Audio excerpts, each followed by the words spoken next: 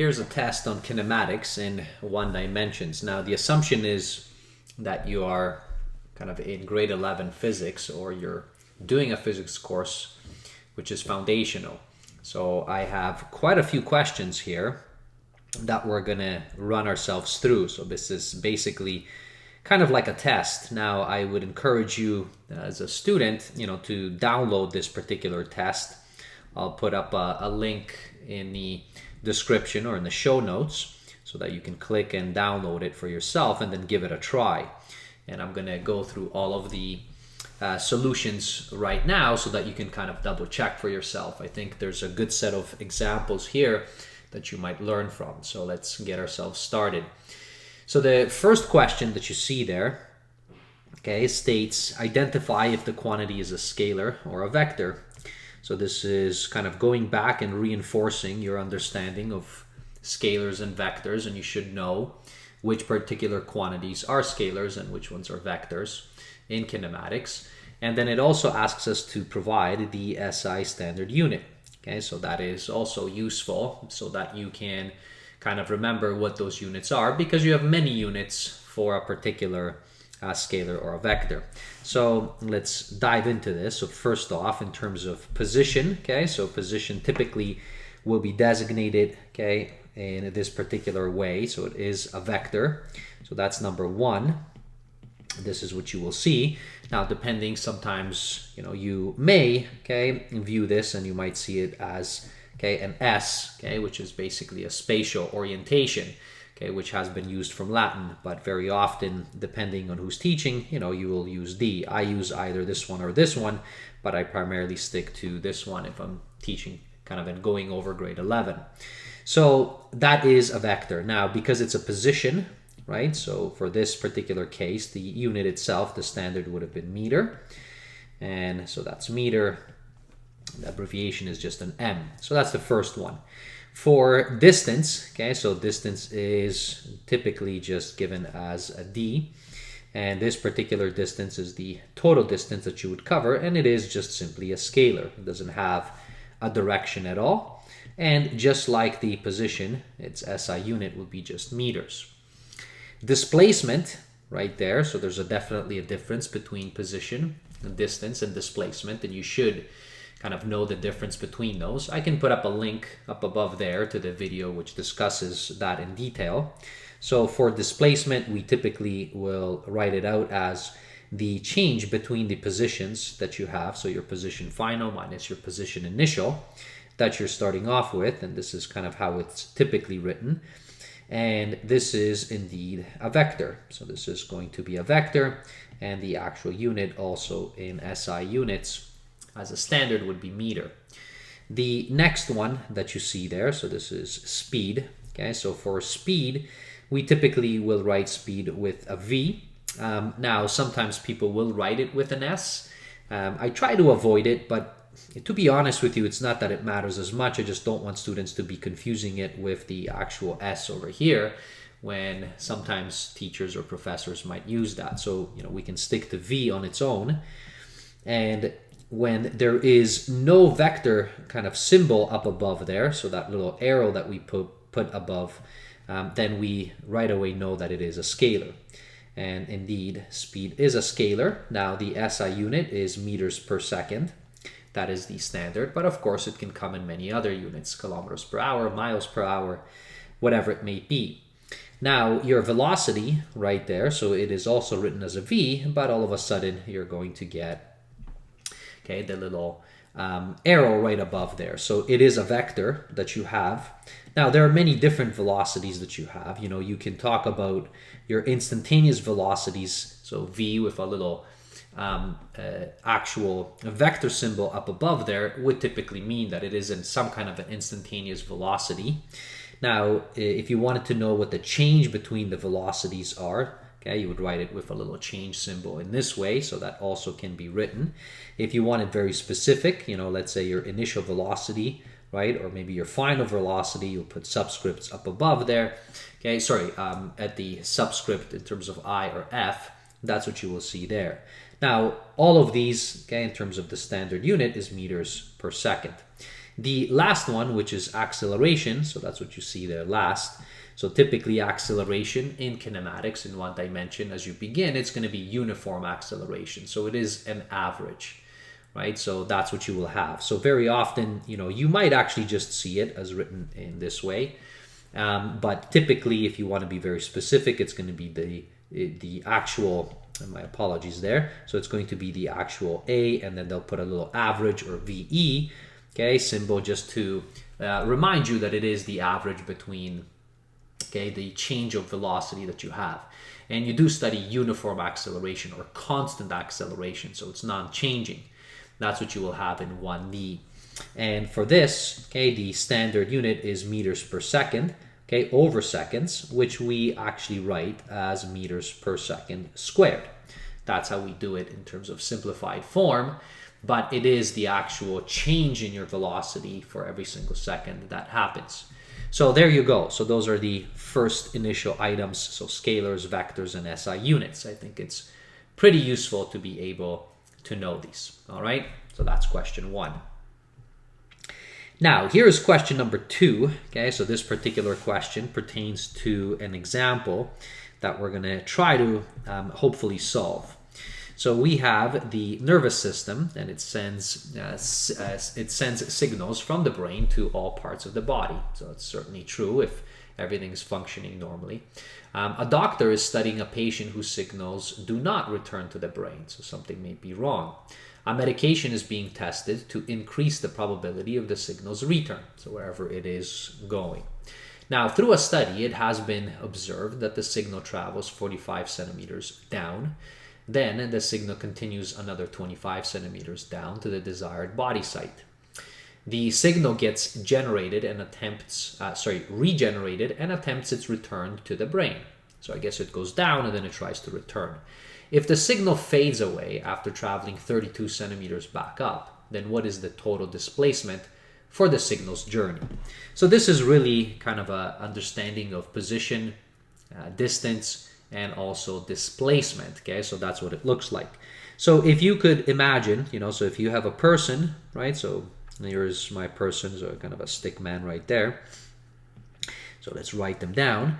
And it looks like this particular signal is being sent down. So this is what I like to write, okay? So within here.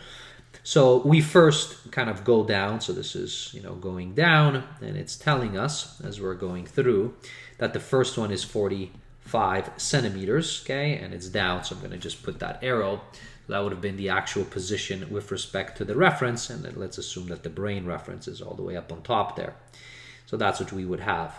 So that is my first signal, so it's 45 centimeters down. Now it continues on, so this was the first one. The signal continues on for another 25 centimeters down. So what does that mean? Well, that means it goes even further, okay, right there, but it goes 25 centimeters further down, okay, to whatever signal. So the way that it's drawn right there, so on the stickman it looks like it's somewhere around, your stomach. Now the signal gets regenerated and attempts its return to the brain. Now the signal only travels, so maybe I'll switch colors here. So now it travels back, so it goes from here and then it travels back, okay, and it goes back up, but then it fades away. And that particular path is 32 centimeters. Now it also has a direction, so we went down and then we went up. So they are asking us what the displacement is. Well, so as you may recall, if you're really talking about displacement, okay, so then that is from your starting position to your final position. Okay, so that's what it would be. Now, because I have drawn this out, okay, so my starting point, okay, was right here. My ending point was over here. So notice that this would have been, okay, the actual displacement. So this is the total displacement that I would have. Now, my total displacement that I carry out would have been my final position, okay, minus my initial position. Of course, if I know all of those. But because I have drawn all of these vectors out, I can actually see them directly. So notice as you're going along, you're going 45, 25, which I guess is going to be 70. So this is, okay, this path is all the way down to 70 centimeters. And I guess this is down. Okay, I'll put a little d. And then it goes up 32. Now, if it goes 32, okay, up, so that means that it's going to be kind of subtracting away from this. So minus the the 32 centimeters, okay, that I have in there. And these particular two, so this is the centimeters. So when you're going to be doing that, I guess it's going to be what, 38 centimeters, and it's still down. Okay, and that is this particular vector, and that's the displacement. So this is how we would come up with the answer right there. Now, in terms of rounding, I mean, they don't ask us to round or anything like that. We don't have anything crazy happening here. We have two significant figures in all of these, so 2 sig figs, 2 sig figs, 2 sig figs. So I'll just leave 2 significant figures there in terms of the rounding. Now, provide the displacement, assuming that up is the positive reference direction. Okay, well, if they wanted up to be the positive, so up, okay, is the actual positive reference, okay, and not down, well, then we have to switch this. So this would have been correct, okay, if it's down, but if they want up, then that means this is negative 38 centimeters, okay, and this is with respect to up, because please remember, when you are talking about vectors, if you make up reference being positive, so that means the down position is going to be negative. You can put up a link up above there, you know, to negative vectors for yourself, just as a refresher on those. So that is my answer. Now, they also ask, what was the total distance traveled? So this is the displacement, but the total distance, if we wanted to find what that out is, so the actual total distance right here that we would have, so distance d, would have been equal to just simply adding up everything. Now the units are consistent here, so this is the actual total distance that has been covered. Notice I'm not subtracting anything. Okay, in this case, we're just trying to figure out this particular signal as it gets sent and then gets regenerated and thrown back up there. So this was 70, so this is going to be, I guess, 102 centimeters. All right, so that would have been the total distance. This is a scalar. And again, so there's really no talk of rounding there, so I'll just leave it as it is. If they want it to be, you know, to 2 significant figures, currently it's written, the way that it's written would have been 3 significant figures. Okay, so this is it, okay, in terms of that particular example. That's a nice example, actually, with respect to positions, distances, and displacements. Okay, so that's example number 2. Here is another question here. So here's a question with regards to an athlete who's training. So let's take a look. And this athlete is training for a triathlon. The athlete has been running, and it gives us what the actual speed is. So notice 5.1 miles per hour west. Okay, so, you know, if I'm drawing this out, I do like to draw vectors out for myself. So if this is, you know, my reference K with respect to going east, you know, let's say if this is 0, and this is all in miles per hour, I guess, for the moment, miles per hour. That's what MPH stands for, so be careful, it's not meters per hour. Okay, the MPH stands for miles per hour. And this one is 5.1 west. Okay, so it's going to be in this direction, that's west. Let's write this out in here, 5.1. It's all in miles per hour on the west side. Now, after 16 minutes, so he was seen running at 4.9 miles per hour east. Okay, well, so now we have another vector in here that I'm going to throw out. Okay, and that would be 4.9. So it almost looks exactly the same, but except it's in the opposite direction. So this is 4.9 east. Assume that 1 mile, so maybe I should write that down for myself. So 1 mile is equal to 1609 meters, and that's true, it's about 1600 meters in general. What was the change in velocity for the runner in meters per second? And I guess we want it with respect to east. Okay, so, well, if you want that, so this was my initial velocity, right?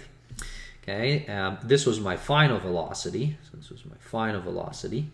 And it looks like the time itself was, you know, 16 minutes in here. Now they want it in meters per second, so I'm gonna have to change all of these around. Well, first of all, let's change the minutes.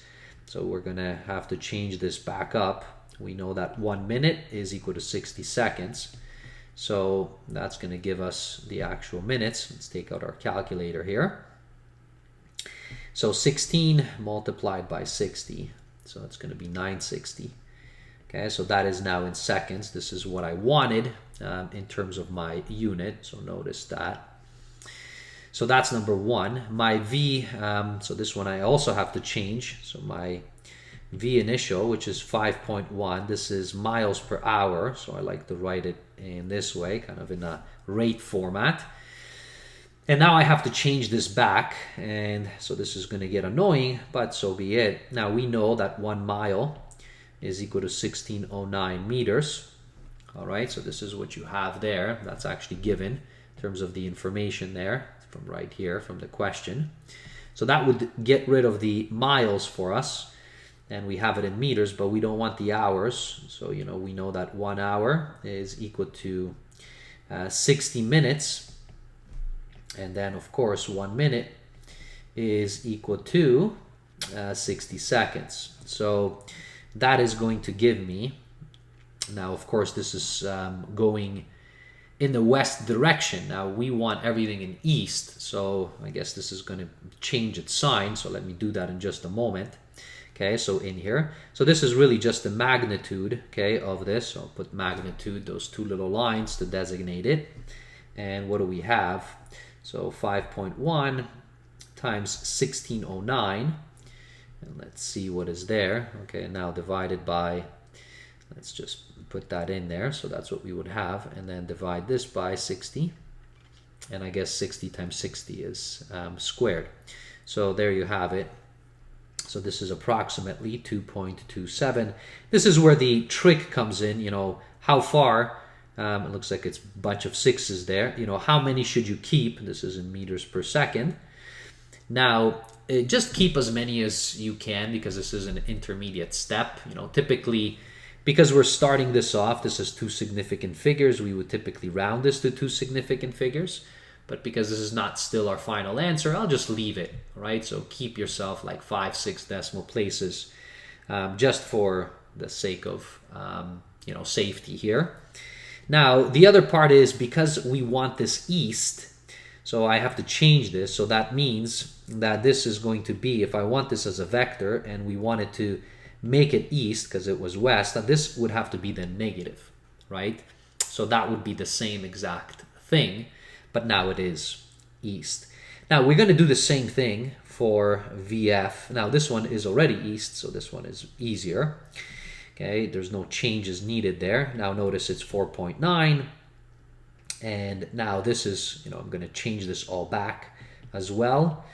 Okay, so 16 now. I think you get the gist here. I have to do the conversion, so I'll do that quickly.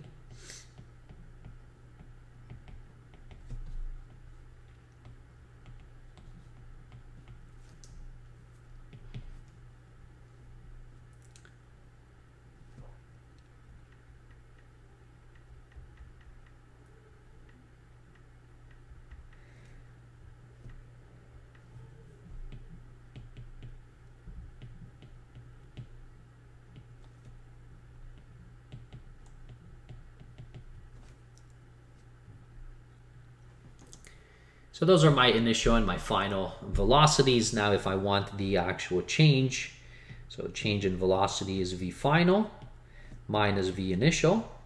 Notice they all kind of line up. So this is going to be one of them right there. All right, so maybe I'll just leave the direction because the direction is now, okay, the same. So I'm gonna take this and, you know, duplicate it. That's my initial. Right, let's make it a bit smaller. Okay, and then this is my final right there. So duplicate it, that's my final. Now it is subtracted, okay, so notice, you know, the subtraction from here. So you're gonna have a negative and a negative, which is gonna be added together in there. Okay, so this is what I have. So that's gonna be the addition of the two. Let's hope, okay, I kept one of them, which is great. So that's this one plus the other one, which is 2.279, you know, 41, whatever. Okay, so there you have it. So that's going to be 4.469 4, it looks like it's a bunch of 4s there, meters per second east. Okay, so that's the actual change in velocity. So it changes because it was going from one direction to another. That's quite a big change there. And that is in meters per second. Now, another way that you could have done this is you didn't have to do this change right here in terms of the units, right? Which is one of them, okay, and then here's the other one. What you could have done is you could have just simply said, okay, well, I know that it's 5.1 miles per hour, right? Minus, okay, and this is going to be, actually, sorry, initial minus final, right? So we're going to have 5.1 plus 4.9, okay? So 5.1 plus 4.9, you know, and you would have gotten yourself up to, I guess, 10. This would have been miles per hour. And now you could have changed this back, okay, into meters per second as your final answer. So that's what you would have gotten, and it would have been a little bit less work than what I have done. But both of them will work for yourself, and you can go ahead and just kind of check, okay, if that would have been the case. So notice that you would have gotten 10, and now if you did the actual changeover, so this is going to be, you know, 1609, okay, divided by, you know, 60 squared, okay, and there you have it. It's exactly the same thing. Now, in this case, they do not say what to round to, but I will round actually this particular answer, you know, to the least amount of significant figures that have been used. Well, so I had 2 sig figs everywhere pretty much. So if that would have been the case, okay, this would have been 4.7 meters per second east, right, in terms of my change in velocity. So there you have that. So that's one particular example that you would have in here. Now for part B, it says, what was the average acceleration of the runner in meters per second squared east? Well, so if it's the average acceleration, it's going to be, you know, v final minus v initial. So, you know, if this was the case, let me make myself a little bit of space here. I'll put up an extra page. So for that average, what you would have, this is for B, we know that the average acceleration is the change in velocity all over the change in time. Well, we already have the change, so this is 4.7, you know, meters per second east. So that is the vector for the change in velocity. So that came from part A. And then the change in time, they did give us that this was 16 minutes, right? And if you recall, I've actually changed that, okay, so right here to seconds, which was 960 seconds. So I'm going to just put that in there. And notice that now gives us the unit we want, so meters per second, which is meters per second squared. And so this is going to be a rather small number, right? So as you're going through, I actually have it right here, so divided by 960. And this is very tiny, okay? So as you're going through in there, so I'll put it in scientific notation. So this would have been approximately 4.7, I guess. I'm just going to round it to 2 sig figs again. So 4.7 meters per second squared east. All right, so that is the acceleration, but it is in scientific notation, so I have to kind of be careful here. Let me shift this over. And this is going to be times 10 to the minus 3. 1, 2, and 3. Yep, there we go. So that's a little bit of scientific notation here for you to end this off. So that's acceleration. So that's another nice example, okay, for kinematics. Here is our fourth example. So this one is probably one of the harder ones, and it always gives students quite a bit of headaches. And that is when you are given kind of graphs and then you have to go back and forth. So the way that this has been drawn, so notice this is a velocity time graph. Now it says assuming that the initial position is 0 meters north, all right? So notice that, you know, this is north, so that's good, okay? We're going in those same directions. So we're starting off, okay, at 0 position.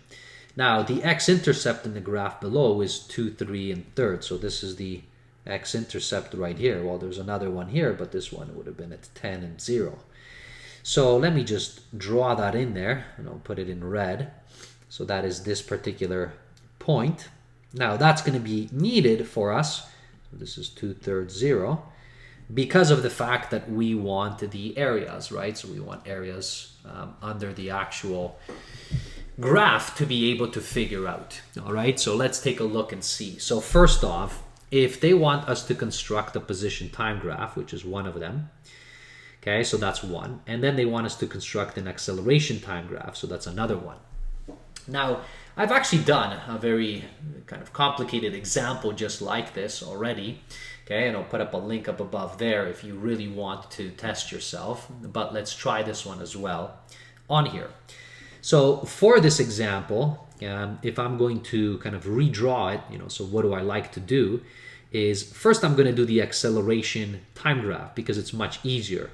In that case, all I have to do is notice from here to here. So to go to acceleration, I need the actual slopes, right? So going from velocity to acceleration, I need the slopes. So between 0 and 2 seconds, okay, so this particular slope that I have, that's my first one. So that's this one right there. So I can find what that slope is. So this is going to be the rise over the run. So this is my rise, this is my run. Okay, so it goes from -2 to 4, so which is 6, right? So this is going to be 6, okay, so that's meters per second divided by, and the run itself is 2 seconds. So that's going to be 3 meters per second squared. And notice that it's positive, so it's on the north side. So that's the first piece. The second piece to find out, so that's this one. This is a flat slope. So this has 0 meters per second squared. So that's very easy to do. There's no rise. And then the third one that you have in there, so that's this one right here. So this has a negative slope. And this particular negative slope, what would it be? Well, we have to go from this point to this point. Okay, so notice that it's a fall. So it goes -4 down. So -4, which is the fall, okay, as you're going through. And then it goes from 6 to 10 seconds, which is 4 as well. So this is -1 meters per second squared. So with this, now we can draw our graph or sketch our graph. So here, let's do that. Okay, and we have both positive and negative, right? So right there. And, you can align this. Now I'm going to leave it up to you, so you can imagine this is going to be 1, this is going to be 2 seconds. All right, I'm just kind of going over. Here's 6 seconds, and then here's 10 seconds. Those are the crucial components in here. Okay, so right there. If you want to fill it out, make it more detailed, you certainly can. So this is the acceleration, and this is the acceleration in meters per second squared. It is still north, so we have to label that. This is seconds. So for that first piece, it was +3. So let's imagine, 1, 2, and 3. So maybe this is, 3 right there. So what would that mean? Well, let's keep it red. So from here to basically right there, okay, it was just a flat line, right? So that's the actual acceleration. And I'll put a little, okay, a rounded, just so that it doesn't align, okay, so we don't have 2 accelerations at the same time, because my second one, okay, which is a flat acceleration. So this is going to start from here. I'll put a solid dot. Okay, this is going to go all the way through, and then I'll put a rounded dot there. So that's my second piece. And then my last piece, which is -1. So let's say that this is -1 right there. So we would put in that last piece. So that would have been from, somewhere over here. And then it goes all the way right there. And that is my acceleration time graph, right? So this is my time that I have in here in seconds. So this is my t, so time in seconds right there. So there you have it. So that's the first graph, okay? So that's pretty nice and neat, okay, to have this one. I'm going to shift this one down. All right, let's bring this one down in here, okay, and I'm going to just leave it. Now I need the position one, which is a little bit harder to do. Okay, so within here, and we do have to understand what's happening. Now, With the position ones, whenever I'm taking area, before I start drawing things in, I actually do the displacements, right? So if you're going from this velocity, now you want to go back into a position time graph, so you need the actual positions as you're going along. Keep in mind that the area actually gives you the displacements, right? So this is what we will have. Now, as I'm going to go through here, I have, okay, so several displacements here. So first of all, maybe let me draw it. I'm going to draw it in a different color here. I guess let's pick a green. So I need this area right here. So this is a little triangle. Notice that it's negative, right? So for that little triangle, okay, as I go through, okay, so the area is going to be 1/2, okay, because it's a triangle. Now it's base times height. Okay, so this is where the 2/3 is needed, because 2/3 is this particular piece. Right, so that's my 2/3 right there. So that's 2/3 times the actual height, which is -2. Okay, so notice that. Well, this 2 and this 2 cancels. So here I'm going to have -2/3. And because it's meters per second, so this is just simply meters. So -2/3 meters. Now that's the displacement, right, that you have. Now in this question, they told us that we're starting initially at 0 meters.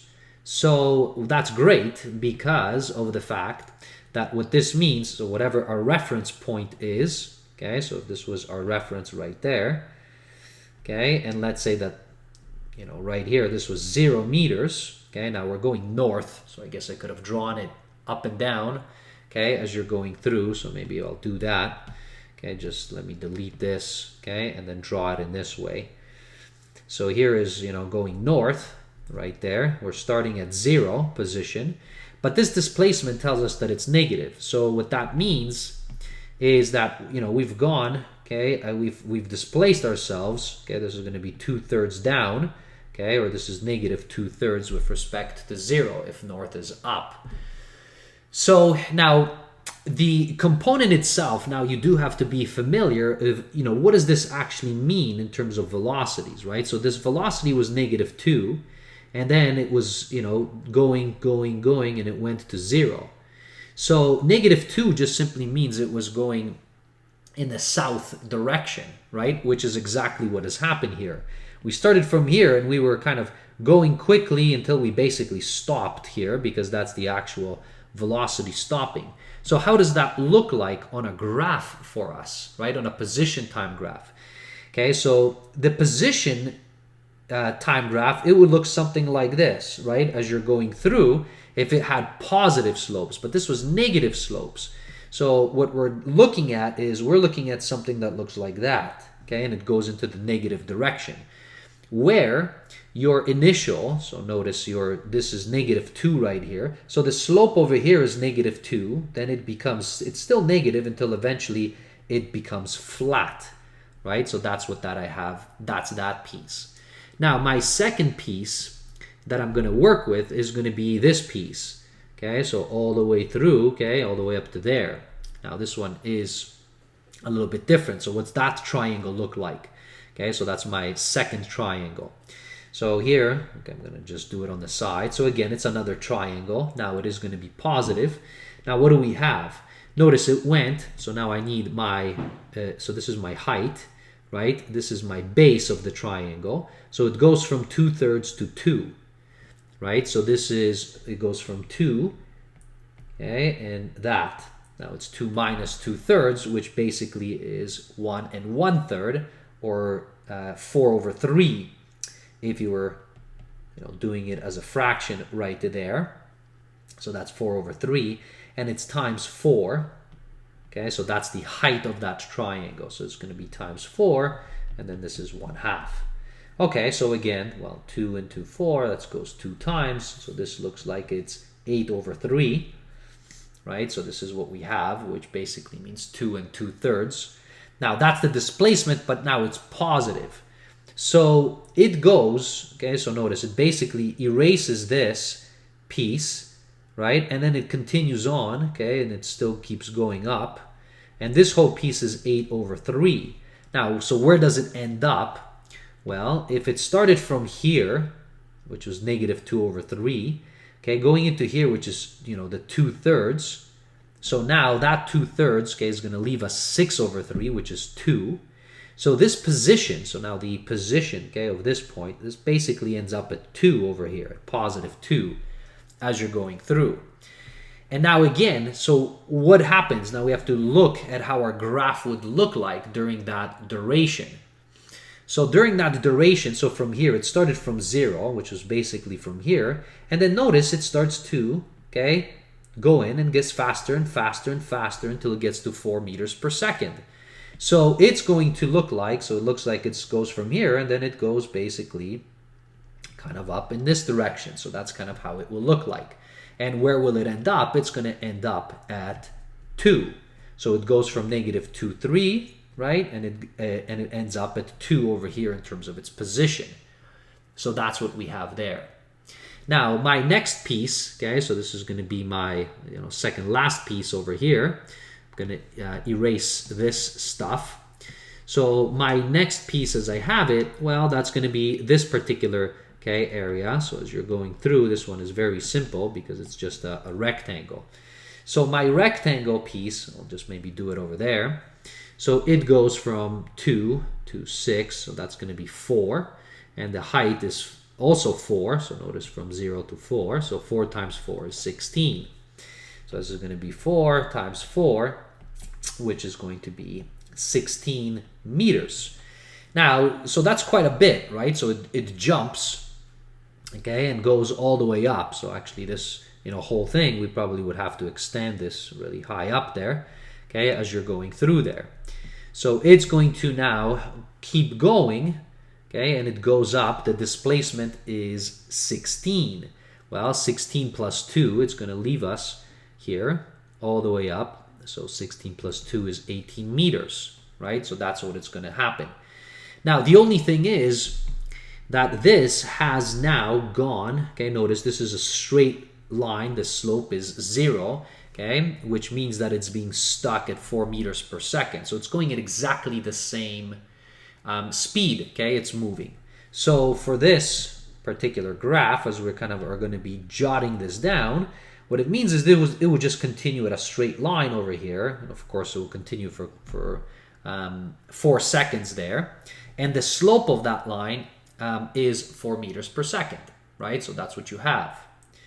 And now the final piece, okay, so this is this piece right here, which is another triangle, okay, as you're going through there. So that's particular triangle that you have there. Maybe I'll do it over here. So as you're going through. So this triangle is going to be 1/2. Now notice the actual base times height. So it's going to be 4 times 4 as you're going through there. So 4 up and 4 across. So that's 16 now divided by 2, which is 8 meters. So that's the final displacement of 8 meters. So this goes on even further. So another 8 meters up. And what that would mean is, where would it end up? Well, 18 plus 8, and that is going to be 26 meters. All right. Now, why did I do this? Why did I do all of these lines and kind of vectors as I'm going along? Meaning this one, and then this one, and then this one, and this one. I did it in terms of vectors so that I can know what scale do I need to do for my graph, right? So I'm going to have a scale so that, 26 ends up somewhere over there, right, as I go through. And that's my last piece, okay, that I have in there. Now, that particular last piece, we also kind of have to go back in here. Notice that it is going in, and it looks like, it's 4 meters per second, and then it gets less, basically. It comes to a stop at 10. So how does that look like? So if you were continuing on this particular graph, okay, as you had it through here, well, what this would mean is, so it started off at 4 meters per second, and then it goes like this. Basically just stops. And where does it stop? It stops at 26 meters. And that's our position time graph. That's how it would look like. And we would have to jot this down for ourselves, okay, in those exact pieces, okay, that I have. I'm going to make this smaller, right? So that's kind of how it should look like. So if I was drawing this out now, right? So on a graph, if your teachers don't give that to you, so you have to kind of get comfortable in these. So this is my time, right? So the times align the same. So the first piece, so this particular first piece is at 2/3. The second piece is not very far away, it's at 2, right? The next piece is going to be at 6. Okay, so I'm just kind of jotting down here, that's 6, and then finally this last one is at 10. Now I'm sketching this out. This is my position, it's in meters, okay, with respect to north, and I know that my highest peak is at 26. So now I have to kind of scale it along. So halfway through, is approximately 13. So now you can start kind of guessing these out as you're going through here, and then start plotting them out for yourself. In fact, I can probably shift this down a little bit because I'm not going very far negative in there. So if I was going to do that, okay, so halfway would have been somewhere over here. And now, depending on how accurate you want this, you're going to have to do these pieces. Here's my first piece, right? So that's the first piece that would happen. I'm going to kind of dot it in, and this will stop at -2/3 over here. Okay, so that's what this would be.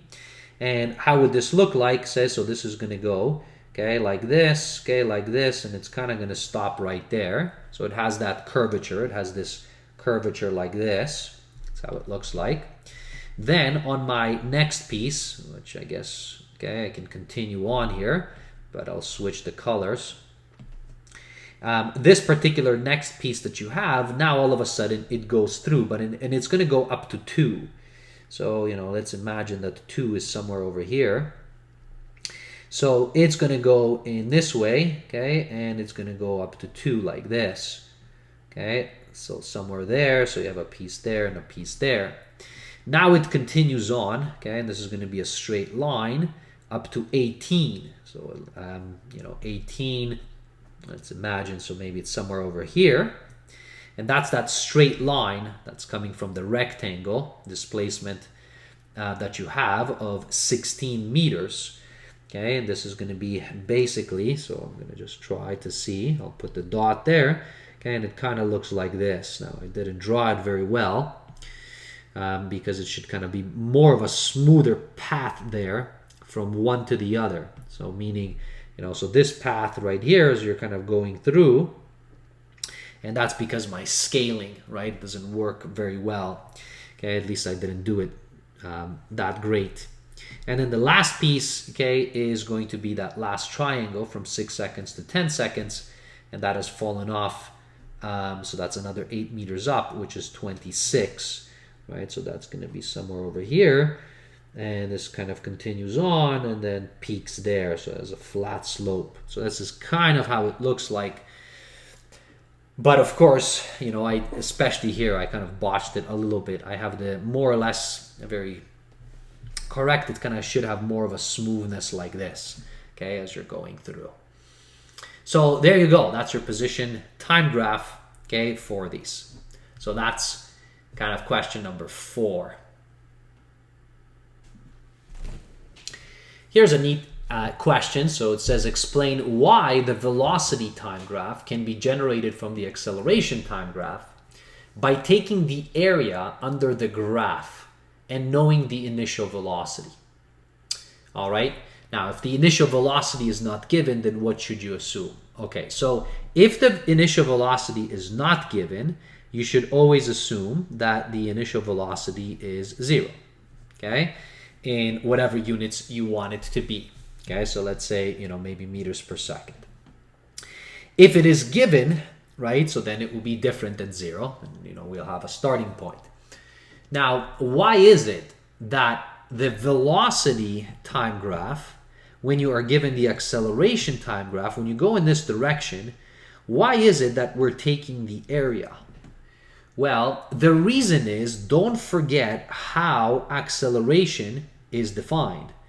Acceleration is defined as the change in velocity all over the change in time, right? So that's what it is. It's basically a slope. So when you're going from here to here, from velocity to acceleration, then you're looking at the slope, right? You're calculating the slope, and we did that, okay? Anytime we would have to find accelerations. Now, if you're going in reverse, then what you're looking for is, you're looking for this. You're looking for the change in velocity. But notice that the change in velocity, okay, if you rearrange this equation, so if you multiply both sides by this, it's going to give you the acceleration multiplied by the change in time. But that is exactly, okay, what you're doing. That is area, right? This is basically plugging out a rectangle. So when you have these graphs, right, and you have, for example, this is your acceleration. You know, we're talking about area here. So how do you calculate area? Well, you need the base, you know, you need times the height. But what's the base? The base is delta t. That's delta t. And what's the height? Well, the height is the average acceleration here, right? So that's the acceleration there that you have, and that is indeed the height. So that is the reason. This is the reason why you're taking the area under the graph to get your velocity. Okay, so that is the base, which is delta t, and the height is the average acceleration. So there you have it. So that's the reason why. Okay, another nice example. Here's a neat example, okay, from this particular test. So it gives us an equation here. So this is our equation altogether. So this looks like it's the displacement equation. And this displacement equation just relates back your initial velocity, your change in time, and then your average acceleration. Now, they give us several pieces here. So we have our initial velocity, which is 0. We actually have the initial position and final position. So don't forget, so that means the displacement. Now, I'm going to have to be careful here because this one is west, this one is east. All right, and we want to find the total time, so I better align them. Now, my acceleration is also east, so maybe I'll make all of them east, okay, in here. So this would have been d final minus d initial as you're going through. My final one, which is 45 meters east, minus, okay, my initial, which is west, so that means I have to make it east, which is going to be negative 12 meters east. So that's what I have there. So 45 and the negative becomes positive. So I have 57 meters as my displacement east. All right, so that's what I have there. Now, my average, okay, so they gave me the average. So now I have all the pieces. So I can now use my substitution. So I'm going to take my delta D, which is 57 meters. I'm going to now drop, actually, all of the units are meters and seconds, I see there. So I'm going to drop this. I'll drop the direction as well because they're all east now. VI was 0, so that first term, which is 0 times my delta t, so this term is actually going to be 0, plus 1/2 my acceleration is 1.5, notice meters per second squared, so all consistent east. And then I have my delta t. So this becomes nothing else but 1/2 times 1.5 delta t. This is 57. So now I'm going to just solve for delta t. And I'm sorry, this is squared right there. Okay, so this should actually be right there. This should be squared. Okay, so it looks like it's a typo, okay, in there. So be careful. Okay, so with this, the way that it has been stated, okay, so that as I would have it, okay, so now I can go ahead and figure all of this out. So it's going to be 57 multiplied by 2. I can multiply both sides by 2, so that's gone. I can divide by 1.5 on both sides, right? So that gets rid of this. And I'm going to have my delta t squared right there. So that's 57 times the 2, okay, and divided by 1.5, so that's 76. Now I need to now take the square root of both sides, so it's going to be that. Time is always positive, so we're not going to have a negative answer in here. So square root of 76 equals 2, and this is 8.7. Okay, delta t, let's just make sure. All right, so they didn't give us, okay, what to round to, so I'm just going to take a peek here. If it's 0, then this is an exact measurement, so we don't really count sig figs there, but this has 2 sig figs, 2 sig figs, okay, so it's all 2, so maybe I'll just leave it at 2 sig figs, so 8.7, and this would have been seconds. All right, so there you have it. Okay, so that's a nice equation. It's not really a word problem. It's more of trying to manipulate an equation to find an unknown from the kinematics equations. All right, so that's another one for you. Here's another neat example with regards to kinematics in 1 dimensions. So it's a droplet of blood which splashes upward at a speed of 0.45 meters per second. The counter it's splashed on is 1.5 meters above the ground. All right, so let's try to visualize this. I always like drawing these little diagrams for myself just so that I know what's happening. Now this droplet, I guess probably it has fallen and then it splashes up, so it looks like it's kind of gone up, okay, right here. I guess if it hits the surface, and this would have been its initial velocity, which is equal to 0.45 meters per second up.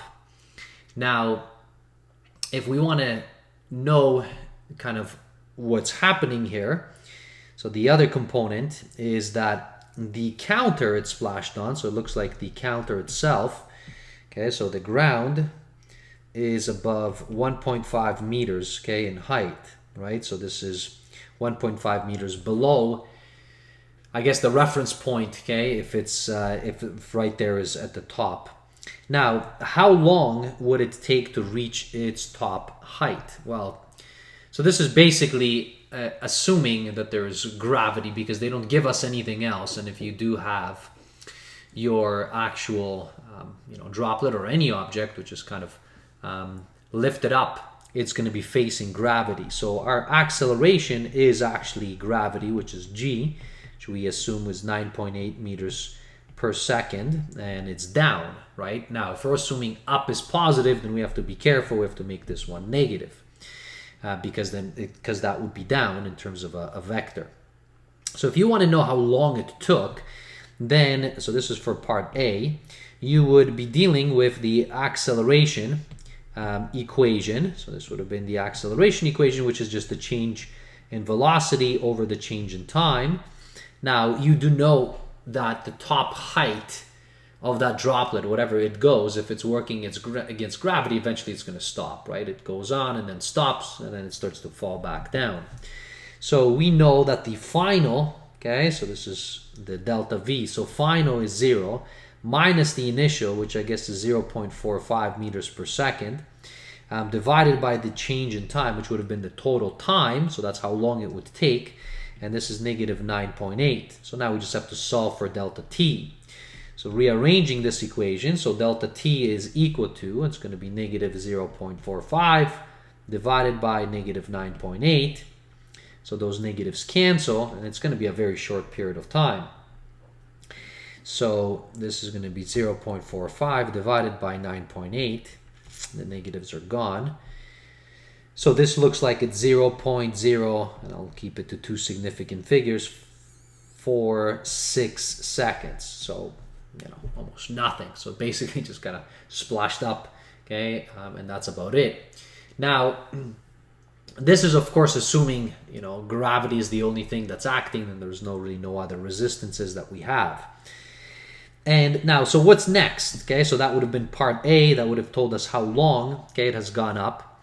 Now it asks us for part B, what displacement would the drop experience after half a second? So, well, half a second, so that means it kind of goes up and then it's going to start coming down right here. So it might actually go all the way through, okay, right there. Now, assuming that, it kind of goes off the cliff, right? Because if it goes straight up and then straight back down, okay, then it's going to just splash again. So we'll just assume that it carries on forward. So here for part B, well, they're asking us for the total displacement. Well, total displacement is VI times delta t plus 1/2, you know, acceleration, okay, times delta t squared. So that is your equation for the displacement, okay, in general. So now let's write it out. We have to make, so I'm going to make up, okay, the positive. So this is going to be 0.45 times 1/2 second. So plus 1/2, my acceleration is down 9.8, and this is going to be 0.5 squared. So this is just a matter of computation. So if I do this, 0.45 times 1/2 second, so let's just write it down for ourselves. So that means kind of goes up, right, in the initial stages. So that would have been the 0.225, but then it's working against gravity. So it's going to be minus, okay, so this is going to be 1/2 times 9.8 times 0.5 squared. So minus 1.225. Okay, so well, it looks like it's 1. Let's keep it into 2 sig figs. So 1 meter. Okay, notice it's going to be negative because this is subtracting from there.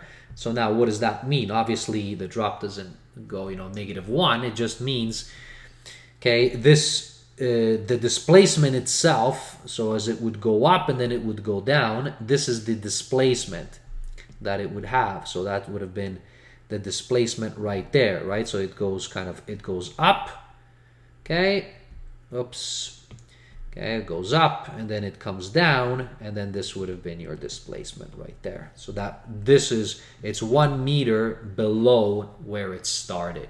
So that's what that 1 meter would mean, okay, with regards to this question. Part C, what would be its position? Okay, well, its position relative to the counter, the position itself would have been equal to -1.0 meters, right? Okay, and this is with respect to the counter up, or you can just write 1 meter down. That would have been the position, okay, of where the drop actually ended up at the final stage. All right, so that is, okay, a pretty nice, neat example there for you. And that's about it. Okay, thanks for watching. See you in a future video. Bye, everybody.